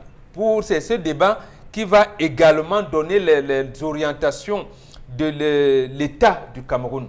Si on ne fait pas ce débat, vous avez raison, 10 000 fois vous avez raison, monsieur Fopoussi Negou, lorsque ça va péter, ce sera mauvais. Entre Arabes, Choua et Kotoko, entre ci et ça, ça va péter et ça va aller dans tous les sens. Nous avons 350 groupes ethniques au Cameroun répartis dans 4 aires géographiques bien précises. Je crois que c'est assez facile, c'est assez facile de pouvoir regrouper et d'entamer ce dialogue. C'est facile, monsieur Eric Fopoussi.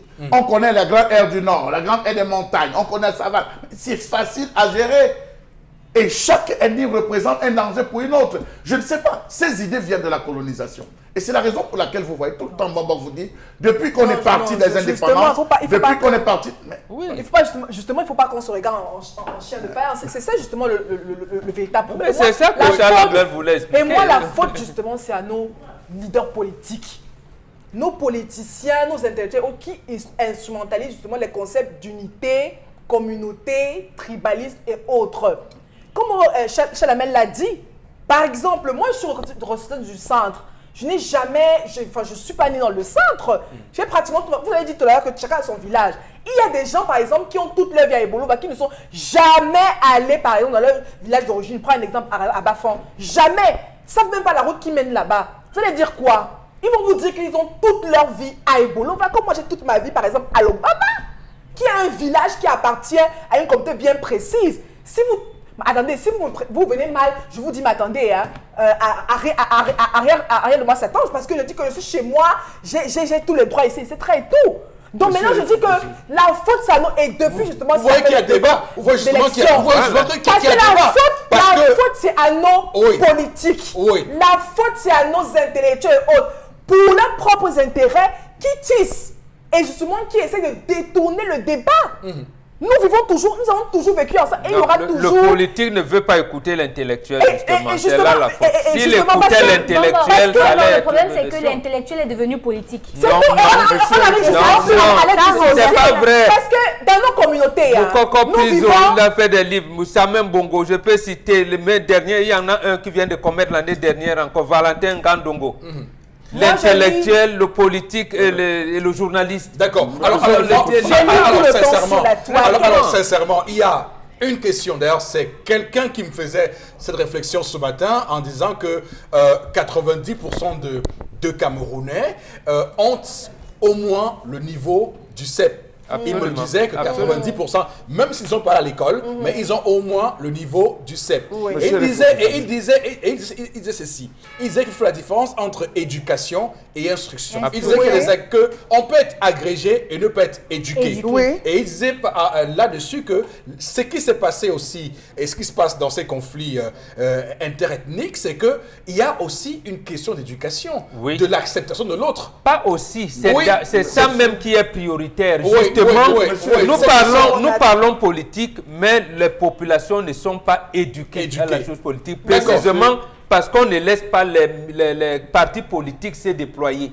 Si les partis politiques menaient bien leurs actions, je pense que ce problème allait être réglé. La société civile aussi. La société civile aussi. 300 partis politiques, il y a des partis qui auront disparu. Il y a des partis qui auront eu le temps de fusionner parce qu'ils ont les mêmes idéologies et ainsi de suite. D'accord. Karine va également parler. Moi, je pense que toute cette divergence ethnique aurait pu être une grande force pour le Cameroun.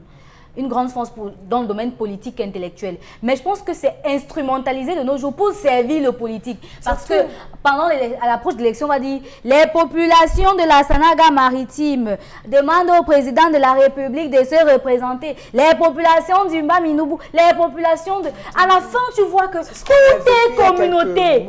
Tout est communauté. Même l'appartenance à un parti politique est communauté. Par exemple, on taxe tel parti politique des partis de ceci. À l'époque, on disait que l'UPC c'était un parti de Bassa. À l'époque, on disait que telle personne. Donc, tous les partis politiques. Et bon, le décrit soit même dans nos universités. Voilà. À l'université,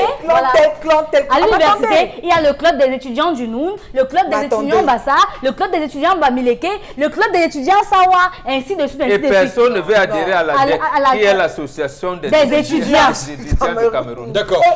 Oui, alors Charles, allez-y. C'est terrible. À l'époque d'Aïdio, nous avons ce qu'on appelait le Grand Prix de la République. D'accord. Le Grand Prix de la République. C'était l'occasion pour toutes les régions du Cameroun d'être représentées à travers leur particularisme, leur particularité.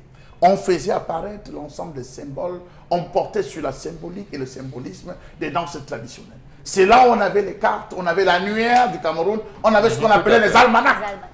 Je suis désolé, monsieur Eric Fopoussi. Rentrons quand même un peu. Après ça, on a eu ce qu'on appelait les épis d'or.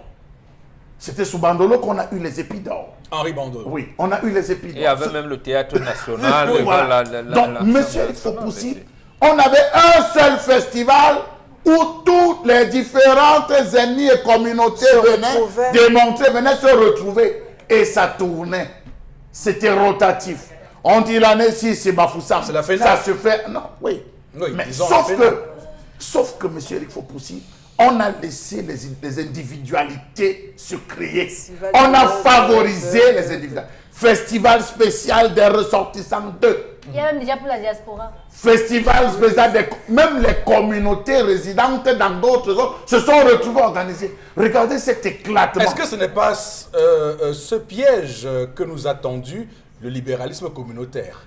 Justement, oui. Parce que c'est pour cette raison que beaucoup disent qu'il a écrit un livre qu'il n'a pas lu lui-même. Oui. Et il a oublié que c'était un projet politique, il fallait regarder dans quelle mesure on peut faire ci ou ça, effectivement. Oui. D'accord. Comment mettre le communautarisme? Vous avez vu, même nos parrains, la France, au point où Sarkozy arrive un jour, il commence à appeler les gens, parce qu'il est dépassé, il commence à appeler les racailles. La racaille. Vous appelez, après on dit, non, on commence à se méfier des ressortissants maghrébins en France. Voilà les communautés. C'est dangereux si on ne fait pas un débat national autour du problème. Et surtout une question d'éducation pour dire que on ne peut pas considérer que des gens soient étiquetés de par leur appartenance, de par leurs origines ethniques. C'est quand même tout à fait incompréhensible que l'on mette les gens dans des sacs. Vous êtes bamileke, vous êtes donc un porc et un sale. Vous êtes donc quand même il faut que et des termes, il faut que ça disparaisse. Des gens s'asseyent pour clairement faire ce débat. On va s'arrêter là malheureusement. Ça débouche sur ce qu'on a vu hier, même si on voit du déni dans la bouche de nos autorités administratives malheureusement. Et qui sont parfois complices parce que vous avez des chefs-terre, vous avez des sous-préfets qui arrivent parfois troubler l'ordre traditionnel qui est installé, donnant lieu à des problèmes. Vous voyez quelqu'un qui arrive, on divise un village en deux parce qu'il faut contenter X. Non, il faut dire que ça vient du haut, monsieur les propositions. D'accord, on va arrêter là. C'était ce qu'on pouvait dire ce matin sur cette question des affrontements d'hier à Obala. Alors Florazé, on termine cette revue des réseaux sociaux rapidement parce qu'on a beaucoup de temps. Le chiffre de cette journée, c'est justement la somme d'1 milliard de francs CFA, ce qu'offre le chef de l'État, donc aux souscripteurs, milliers de souscripteurs justement qui attendaient déjà depuis un bon bout, plus d'un an après justement ce conflit. Alors cette situation plutôt triste pour certains Camerounais qui avaient investi de leur argent et certains estiment que c'est plutôt une bouffée d'oxygène. C'est une bonne nouvelle, cette offre du chef de l'État à ces milliers de souscripteurs de MIDA. Et puis selon également le gouverneur du centre qui estime que qui dispose déjà d'une somme d'environ 5 milliards de francs CFA qui seront aussi redistribués aux souscripteurs à hauteur de 30%, nous dit-on. Certains estiment que c'est vraiment insuffisant. Est-ce que ça pourra donc calmer définitivement les Camerounais? C'est la question qu'on se pose sur les réseaux sociaux en tout cas. Alors, va-t-on parler de flatterie présidentielle dans un contexte où le Parlement de l'Union européenne a tout récemment tensé le Cameroun? Il faut clairement faire des petits cadeaux. Bon, Benga, dans une configuration comme cela. Je pense que votre expression est juste. Oui. De flatterie présidentielle. Et la présidence de la République, dans son budget 2009, pour éponger tout ce budget, il faut dépenser 1,150 milliard par semaine. Donc, en fait, c'est moins de dépenses d'une semaine qu'il a donné là-bas. Oui. Il a donné à Mirad. Mais est-ce que c'est pour résoudre le problème? Puisque ça représente à peine 30% de l'argent qu'on dit, que les épargnants disent, d'abord d'après même les sources officielles, quand on venait de dissoudre le mouvement. Je ne sais pas si c'est un mouvement ou si c'est une entreprise, mais lorsqu'on venait de dissoudre cette entreprise-là. Donc, que veut le président de la République réellement? Il veut calmer, veut résoudre un problème que le gouvernement a vu venir, a créé. Parce que ce sont les pouvoirs publics qui ont créé ce problème. Il y a une MIDA internationale qui existe, qui est sous le système des Nations Unies, et voyez notre MIDA venir, qui est né d'où? Ils savent d'où, n'ont pas pu faire des enquêtes comme ça, que Je pense que vous avez l'expression, de mon point de vue, votre expression, c'est des flatteries. Ok. Alors, Chalamel, on va dire qu'il y a des souscripteurs qui avaient manifesté à Yaoundé et qui avaient été donc détenus, incarcérés et déportés donc à la prison centrale de Kondengui. Est-ce qu'on peut imaginer que cela bénéficie aussi de cette manne financière? Monsieur Eric Fopoussi, le Cameroun est d'une curiosité planétaire.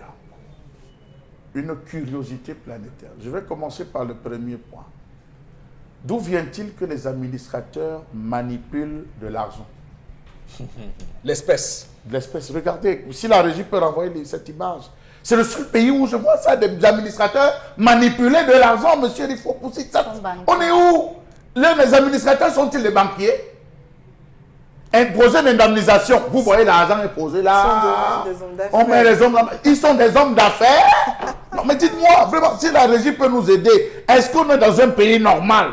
Est-ce que notre cervelle tourne encore normalement dans ce pays où vous voyez des administrateurs manipuler de l'argent, remettre l'argent contre des charges? Non, arrêtons. Arrêtons d'abord ça, monsieur Rifo. D'accord. Soyons un peu honnêtes envers nous-mêmes. S'il y a des institutions qui sont censées gérer. D'un point, nous avons des responsables de la MIDA qui, du fond de leur cellule, disent que l'argent qui était entreposé au moment où on procédait à la saisie, c'est 12 milliards. Ils ont d'ailleurs porté plainte au délégué général de la Sûreté nationale, au préfet du Fundi et au gouverneur. Alors, je rappelle que la comptabilité, c'est 4 milliards qu'on a saisi. Oui, mais justement, c'est parce que l'argent déclaré officiellement était de 4 milliards, ils ont dit non. Non. C'est 12 milliards. Voilà. Oui. Il y a 8 Et milliards. depuis qu'ils passent devant là-bas, ils sont sur le montant de 12 milliards. Est-ce que c'est une grosse mascarade financière, un gros détournement qu'on veut cacher? Mais comment a-t-on pu laisser une structure qui n'est pas bancaire faire autant de transactions financières? On doit aussi interroger l'autorité administrative. Comment permettons aux microfinances d'avoir des fonds ou permettre aux microfinances de permettre à leurs clients d'avoir des fonds de plus de 10 millions? La microfinance est censée s'arrêter à 500 000. C'est le plafond à la microfinance. Comment est-ce que quelqu'un va avoir 10 millions dans une microfinance? Je vous repose la question. Donc vous vous rendez compte qu'on est dans le Wonderfulkistan où chacun peut faire ce qu'il veut, comme il veut. Oui. Donc si on part du principe de 12 milliards, ça veut dire qu'il y a un faux. Si on part sur la base de 4 milliards et que le chef de l'État a ajouté 1 milliard et poussière, ça fait 5 milliards de francs CFA, c'est encore peu. Donc il y a un faux entre le gap de 4 milliards et les 5 milliards ou les 1 milliard que le chef d'État a donné, puisque ça ne parviendra pas à couvrir. Soit c'est une liste erronée, Voilà, une liste de candidats erronés qu'on a présentés. Et vous avez tellement raison, je vous coupe pas. On parlait de 17 000 personnes, maintenant ça s'élève à 20 000 personnes. Alors, apparemment, il y aurait je ne sais pas si je suis le seul à ne pas comprendre cette affaire. Je veux dire, quand le président de la République sort 1 milliard de francs CFA, quel message veut-il envoyer? Ou on considère que ces gens-là qui sont en prison, ce sont des bandits et qu'ils ont commis des fautes et qu'ils doivent rembourser ce qu'ils ont remboursé. Soit on considère que quelque part, il y a quelque chose qui ne marche pas et qu'on fait une compensation avec un rattrapage de 1 milliard. Moi, je ne comprends pas. Ça rentre dans quel compte les 1 milliard? Il y a un autre terme que vous avez voulu esquiver. Est-ce qu'il y a de la complicité avec les hautes autorités? Il n'y a pas que ça. Il y a MIDA, il y a eu Femmes Cameroun, il y a eu cette Madame Sopo qui construit des marchés à Douala depuis des années. Donc, il y a... Voilà. Est-ce qu'il n'y a pas de complicité établie entre la hiérarchie républicaine et les initiateurs de la MIDA? Donc ça aussi, on ne peut pas occulter ça. Parce que si c'est des bandits qu'on a réunis, l'État du Cameroun doit donc sévir. Et voilà. Mais si ce n'est pas des bandits que l'État du Cameroun les a laissés s'épanouir entièrement, donc là l'État est donc complice de ce qui est pas arrivé. En tout cas, que les gens ne viennent pas ici nous parler de fonds de souveraineté, parce que bien qu'étant fonds de souveraineté, il y a quand même des questions à se poser lorsqu'on sort ainsi les fonds publics, l'argent du contribuable camerounais pour ces fins-là, encore qu'on voit très bien que ces 1 milliard ne représente pas grand-chose dans l'étendue de la somme qui doit être remboursée. Merci Florazé pour cette revue des réseaux sociaux. On va tout de suite basculer pour la suite de ce programme qui prévoit interpellation. On va regarder l'élément tourné par Cédric Chouna et ensuite nous serons sur ce plateau tous pour commenter. Regardez.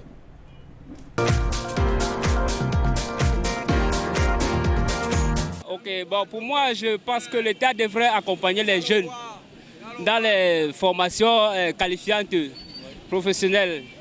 Puisque plusieurs jeunes sont bloqués aujourd'hui, sont confrontés à faire le moto, le bench parce qu'ils n'ont pas assez de moyens pour aller se faire former, suivre une formation qualifiante. Raison pour laquelle nous nous trouvons tous jeunes démunis sur la moto aujourd'hui. Oui. Ce que moi je propose, c'est que l'État accompagne tous les jeunes démunis à suivre une formation qualifiante. C'est ça qui pourrait leur ouvrir les portes à un lendemain meilleur demain.